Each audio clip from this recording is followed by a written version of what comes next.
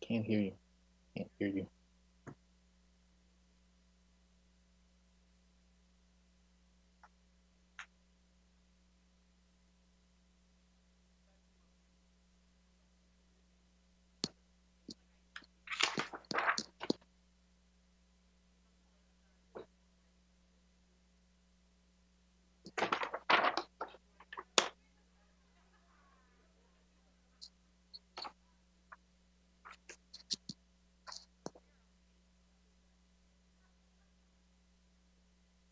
All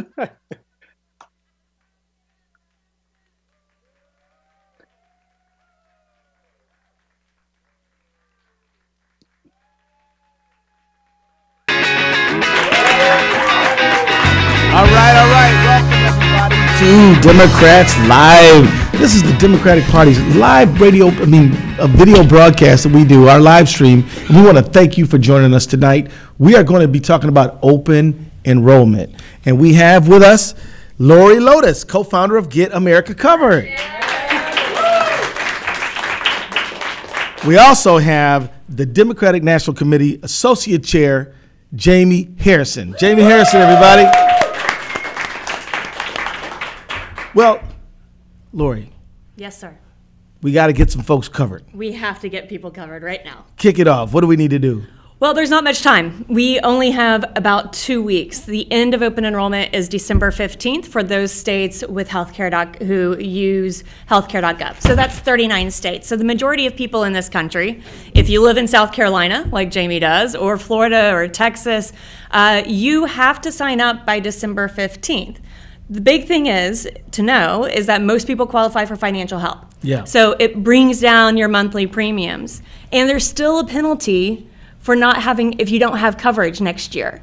So you have to take action by December 15th. If you don't, you're going to be in jeopardy of having to pay a penalty for your 2018 taxes. So you might as well get covered, right? Yeah, and I think the big thing to know, especially for this year, is that plans are cheaper than ever before. And it sounds like a lie. It doesn't sound true because there's been a lot of news coverage about how expensive rates are. But because of the financial help that is available, and that financial help is greater than it's ever been before, a lot of the premiums have been brought down. So people can find very affordable plans, most people between $50 and $75. But for the first time, there are a lot of $0 plans, which means your premiums don't cost anything. Your deductible is going to be higher. But still, if you're debating whether to get health care or not, and you can find a plan for $0, it makes sense to go ahead and have that sort of protection. Well, you know, Jaime, you've been thinking a lot about open enrollment and getting people covered. What do folks need to know from your perspective in South Carolina? Well, Keith, this is such an important issue. So many people are impacted by healthcare. You know, I've been all over the state of South Carolina, and I've seen people who are suffering with ailments. And the problem that they have, that all of their insurance is going to the emergency room. And so it's important that they can get health care through the Affordable Care Act. They need to go to healthcare.gov in order to do it. Now, what we've done at the DNC is we're partnering with state parties, and we're also partnering with Get America Covered, so that we can get the word out to so many people so that they understand how easy it is for them to go and sign up so that they can get health care insurance, so that if anything, God forbid, ever happens, they have coverage, and they just don't have to go to the emergency room. Absolutely. So, Lori, how to? I mean, somebody says, okay, I'm listening to Dems Live. It's a great live stream, you know, and I think I'm going to go do it. What do they do?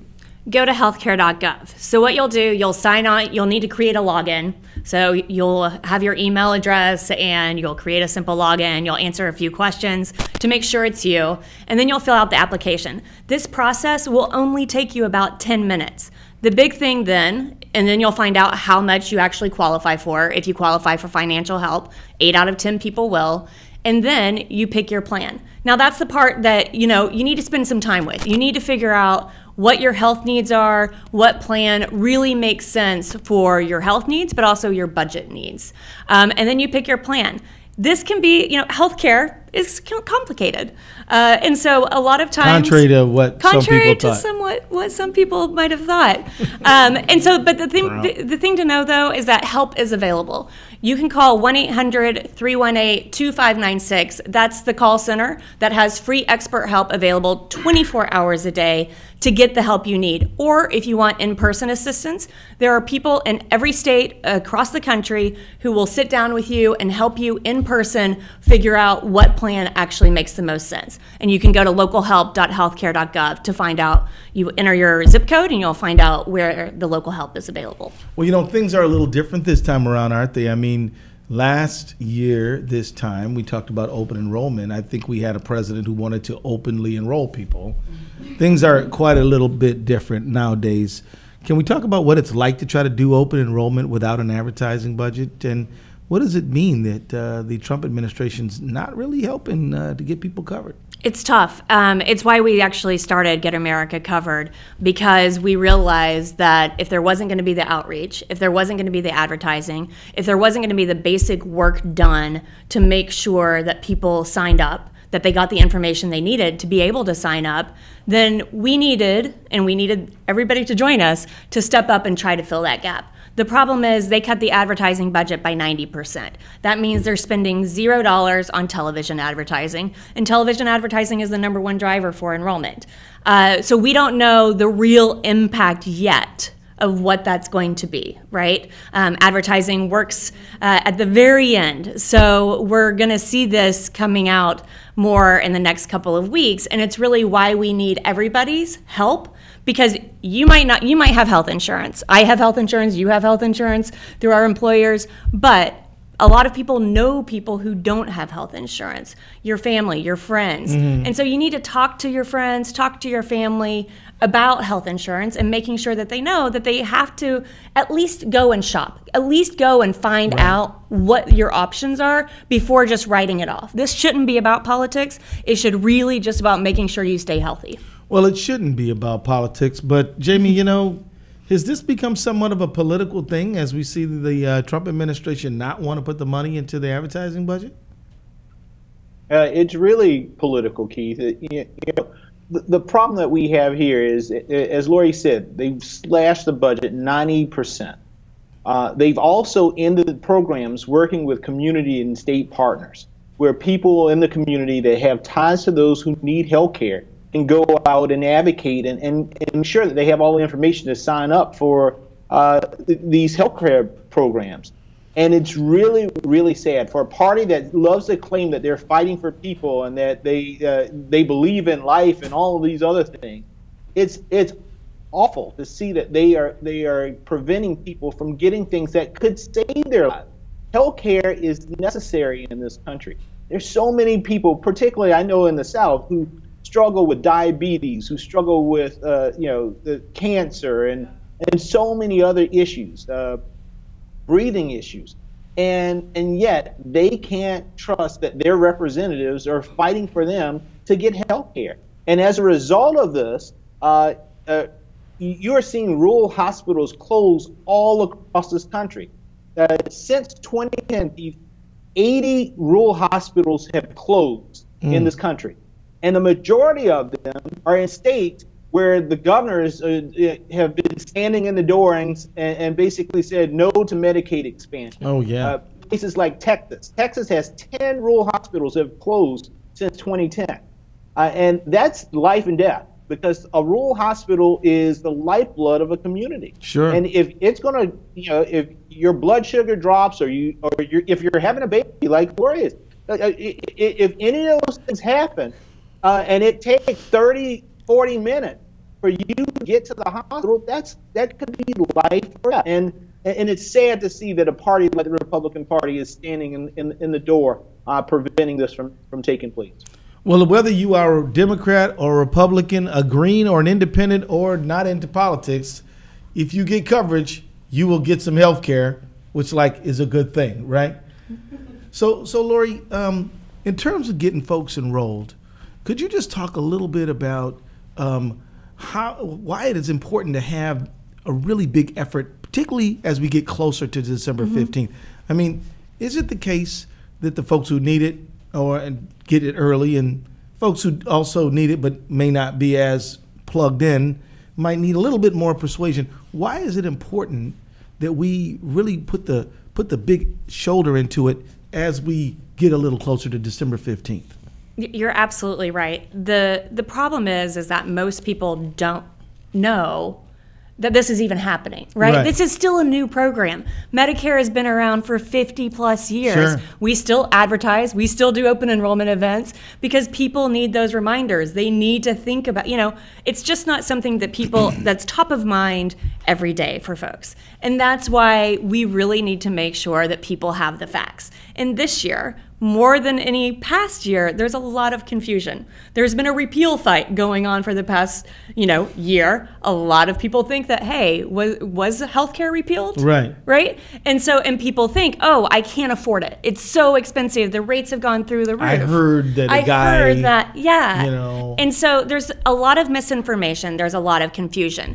The only thing that pushes back against that is getting the facts out.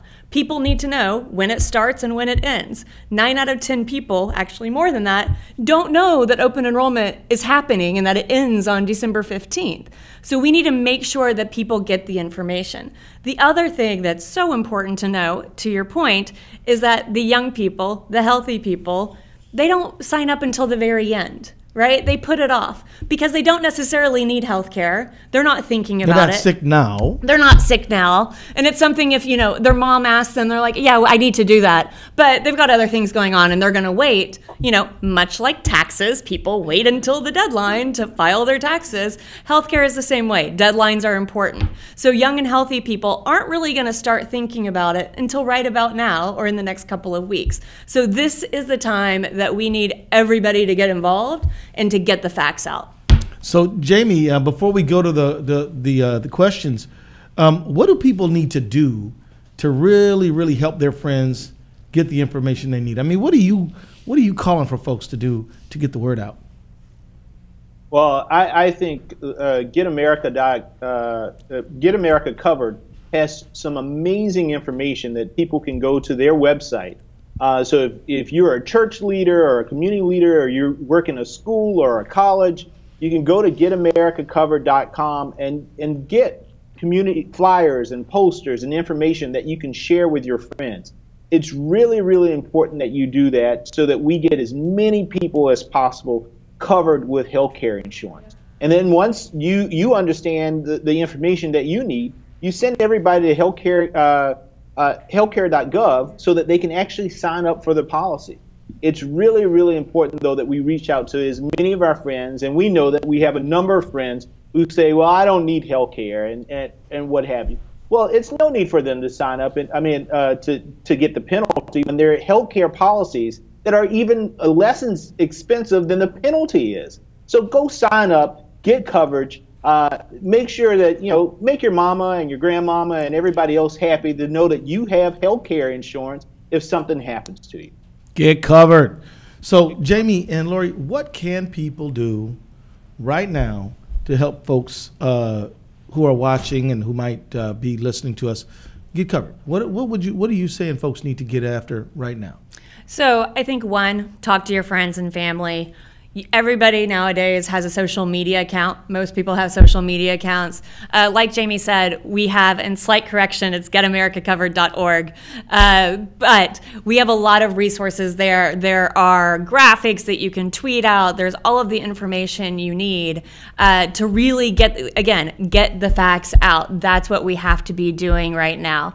You can sign up to be part of our Get Covered street teams. And what that means, one of the things, and Jaime touched on this, one of the things that they cut was the sort of the community outreach, right? So we partnered with, when I was in the administration overseeing outreach and education for the marketplaces, we partnered with thousands of libraries across the country. We partnered with laundromats. We partnered with gas stations because we wanted to be in the communities where people are going every single day so that they could see that reminder. That's not happening this year. So we're getting as many volunteers as we can get to print out the flyers on our website and go and take them to their coffee shop, take them to their church or their parish, and to get that information in front of people's eyes. That sort of visibility is super important right now. Yeah, very important, very important. So Heather, we got any folks who want to jump in here? We do. We have a few questions from our audience. The first one comes from Sam in Illinois, who says, as a young person who's switching over from my parents' insurance for the first time, what processes are in place to make open enrollment easy and user-friendly for me? It's a really intimidating process. I'll take it. So you completely understand, Sam. Getting healthcare coverage, it doesn't matter if you're 26 or 56. It's confusing, right? Like the deductible, the out-of-pocket, the cost sharing, and what it all means. The great thing is that healthcare.gov, we have done a lot, and I still say we because I was there, even though I'm not part of the administration anymore, has done everything it can to really make the consumer experience as easy as possible. So you can do it on your cell phone, you can do it on your tablet. Again, the application process will take you no more than 10 minutes. They are very simple questions. What you need to have with you: your name, your social security number, your household income. So if you're young and you're single, that's you. If you're married or have a partner, they're included in that household income as well. And you need to estimate it for next year. It's not this year. It's what you think you'll be making in 2018. And that's how you can get the most accurate eligibility for financial help, the subsidies that lower your monthly cost. And I think, again, it can be confusing. Healthcare.gov tries to simplify it as much as possible and walk you through the questions so it's easy. But if you get stuck, again, call 1-800-318-2596 and somebody can walk you through the process for actually picking a plan. A couple of things to think about, though. Are you healthy? How much healthcare do you use a year? Because that means that sort of depends on what sort of plan you want to look at. Plans that are what we call bronze plans have lower premiums but much higher deductibles. Gold plans have more expensive premiums but lower deductibles. So it really depends on how you use your health insurance. And there's a calculator on healthcare.gov that allows you to answer a couple of questions, and it sort of helps guide you to the type of plan that you should qualify for or that you want to look at. You know, one question I'd like to ask both Jaime and Lori is, why is getting people enrolled a social justice issue? Jaime, you want to dive in on that one? Yeah, Keith, I think it's a human rights issue. Okay. You know, it is so important that we protect, we provide people with the opportunity to live a healthy, fruitful life. And in order to do that, you have to have health insurance. It's really, really important. You need the checkups, for women who have breast cancer that runs in their family. And maybe predisposed to that, or to anybody who's maybe predisposed to diabetes or glaucoma or what have you. It's important to be able to go to a doctor to address those issues. And if we don't do that, then ultimately what happens is that everybody else in society has to pay for it, because eventually those folks will go to the hospital, Sure. They'll go to the emergency room. And the reason why we pay, $700 for an aspirin or whatever it is partly because for generations, a lot of folks haven't had health insurance, and we've had to pay for that. And so, as a general society, and so it's important that we make sure that everyone has health insurance. Not only so that they can live the best life, but that they can also be the most productive citizen that they can be in the country as well. You know, Jaime, Lori, one of the quotes I like to rely on a lot is a Martin Luther King quote. Martin Luther King said, "Of all the forms of inequality, injustice in healthcare is the most shocking and inhumane." How do you react to that, Lori? It is one of the most powerful quotes when it comes to healthcare, because inequality comes in many shapes and sizes. And the inequities in our healthcare system have been some of the most severe that we have seen. Right. And it depended on where you lived, what sort of healthcare you were going to get. Back to the rural question, but really what zip code you lived in. It depended on your income, and it really came, it was a life and death situation for a lot of people, and healthcare was out of reach. It was just not even a possibility for most people in the country. There's a reason why 22 million more people have health insurance today, and it's because of the Affordable Care Act. Now, there's a lot more we need to do. Yeah. To bring, the health inequities, the inequality is still there. A lot of people can't afford the premiums. They're too high. There's more that we need to do to bring down cost. And a lot of high-risk areas, it's, especially the rural areas, health coverage is not affordable. So there's a lot of work we need to do. We need to bring the cost of prescription drugs down because, again, that is a big inequity of people not being able to afford their AIDS medication or their cancer medication that keeps them healthy. How about their insulin? Basic, off the charts. Right. What about an EpiPen?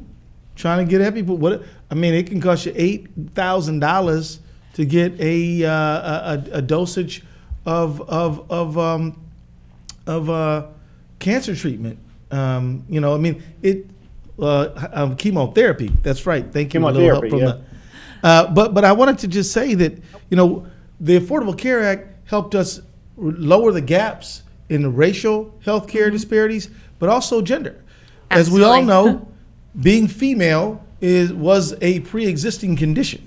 Under the prior system. Before the Affordable Care Act, 12% of health insurance plans, and this is of all health insurance plans, employer plans or individual market plans, only 12% offered maternity coverage. Now, every single plan has to provide maternity coverage. Lori and Jamie, a lot of folks who watch Democrats Live, they're social justice folks. They're fighting for the most important issues of our time, the burning issues that are in front of us all the time: income, health, discrimination, all these things. But I want them to understand that fighting for open enrollment is that. Mm-hmm. It is that. It's not just some technical bureaucratic thing. It is important. It is the difference between somebody getting the treatment and coverage that they need and not. Absolutely. And I'll never forget this one friend of mine who I knew for many years but did not know this about her. She said, "Man, I got to talk to you." And she gave me one of those looks where she needs to talk to you. And I said, "Yeah, what's up?" She goes, "I just want to know, are they going to repeal the Affordable Care Act? Because my mom died of breast cancer. My mom's sister died of breast cancer. My older sister is going through chemotherapy. And I'm thinking about a double mass because I got kids at home. I can't afford to get breast cancer." And I'm like, wow. This is serious, serious stuff. So, and there's millions of people across the country who have that same story. And the thing about the Affordable Care Act, and I think you don't appreciate it until you've been in that situation or you know someone, is the peace of mind it gives you. And we've seen this during the repeal fight, how many people who have stepped forward and been like, what is this going to mean for my kid who had brain cancer or had lymphoma or whatever, or leukemia, whatever it was, and now they're worried about it. And it's something that's keeping them up at night because how are they going to afford their coverage? How is their child going to get the care they need? And we should be moving beyond that and trying to figure out how we lower cost, not how do we take away people's health care. Yeah, of all the fights that we've had this year, 2017 under Trump, the fight to just save the Affordable Care Act is the one that made me really angry and frustrated. We had made so much progress, so much. 32 million people got 22 million people got health care, didn't have it before, and now they're going to just snatch it right out of their hands. It's wrong. It's morally repugnant. You got another question, Heather? We do. This question comes from Edith on Twitter, who's asking about how healthcare relates to the current tax bill. And she said, how about making big cuts in corporate welfare instead of cutting Medicare and Medicaid? They're the biggest abusers. I'm all right with it. They're the biggest abusers, and now they may get a permanent tax break. Yeah. Lori, you want to grab that one? Yeah. So there's a couple of things when it comes to healthcare in the tax bill. First of all, it's ridiculous that we're having a conversation about a tax bill and they are also trying to repeal a big part of healthcare. So there's two things. One is they're planning on repealing the individual mandate, the individual responsibility provision, why you have to pay a penalty if you don't have healthcare. And it's part of how we've lowered cost. By taking away the individual mandate, 13 million more people will not have health insurance. And there's this false narrative out there. It's about freedom. No, it's not. It's about taking away people's health care. 5 million of those people are going to get kicked off of Medicaid. A lot of people are going to be priced out. They don't want to give up their health insurance. They're not going to have a choice because the premiums are going to go up by 10% more each year.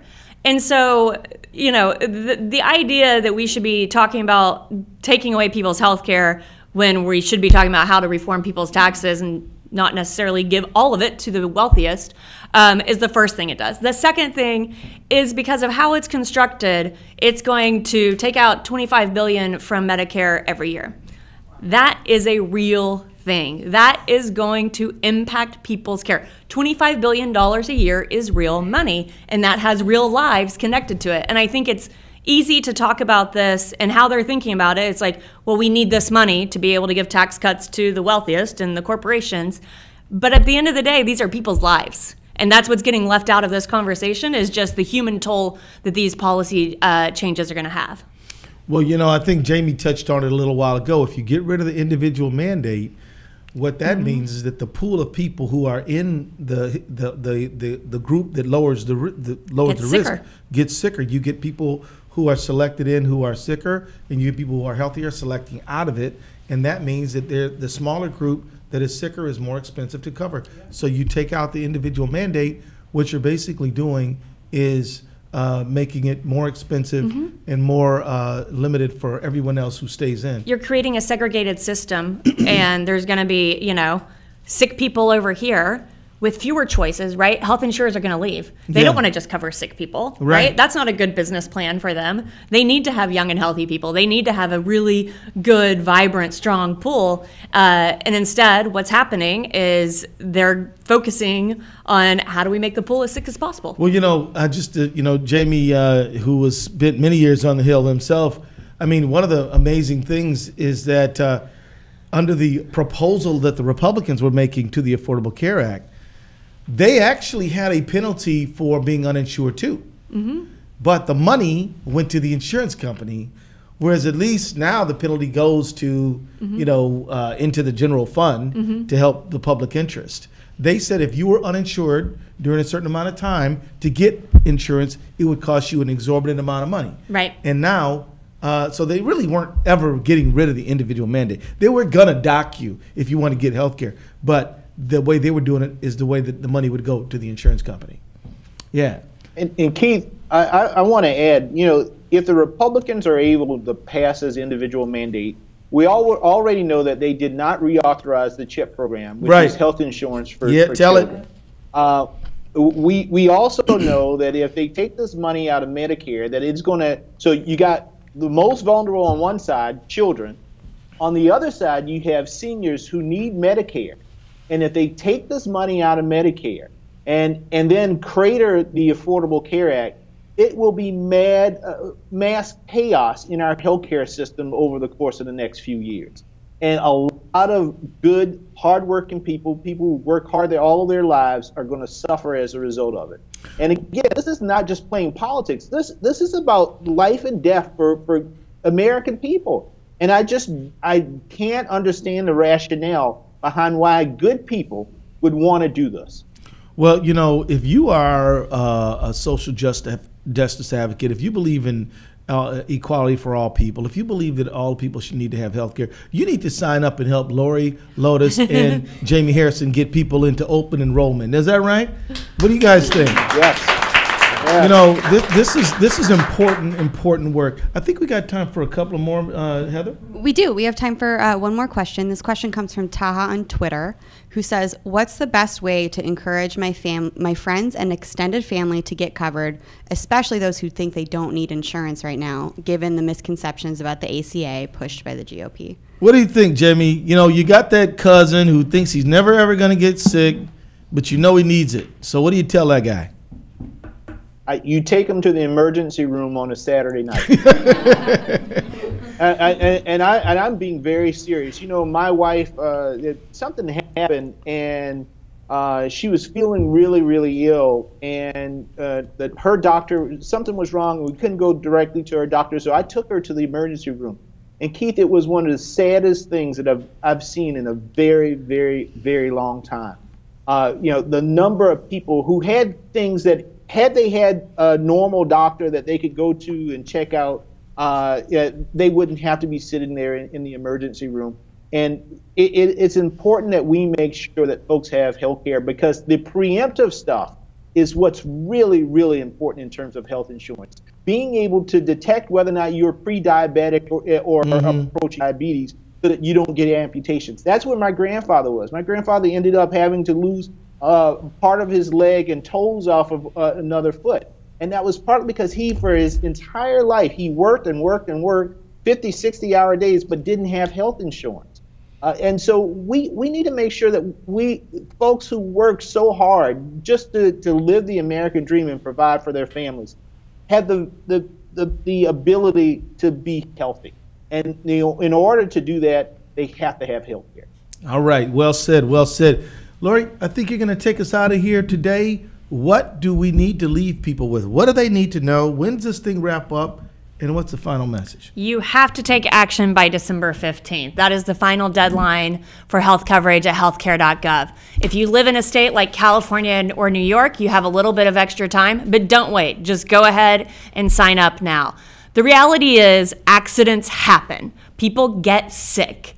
People get into accidents, and you need that protection to make sure that you're not left with a bill, a $100,000 medical bill that you cannot afford. And the right now, coverage is more affordable than people think, and that's the big thing we need people to know. We need them to know two things. One, the deadline, December 15th, and two, that 8 out of 10 people qualify for financial help. Most can find plans between $75 and $100, and in fact, right now, there's about 10 million uninsured people, uninsured Americans. 4.5 million of them can find $0 plans. There's no reason right now not to log on to healthcare.gov to see what your options are, because coverage is probably more affordable than you think, and it might make a lot more sense for you to sign up for coverage than it does to pay the penalty of $695. I think it does. Hey, you guys, we got to crank it up. We got to crank up open enrollment, do we not? So everybody, make sure. Get out there.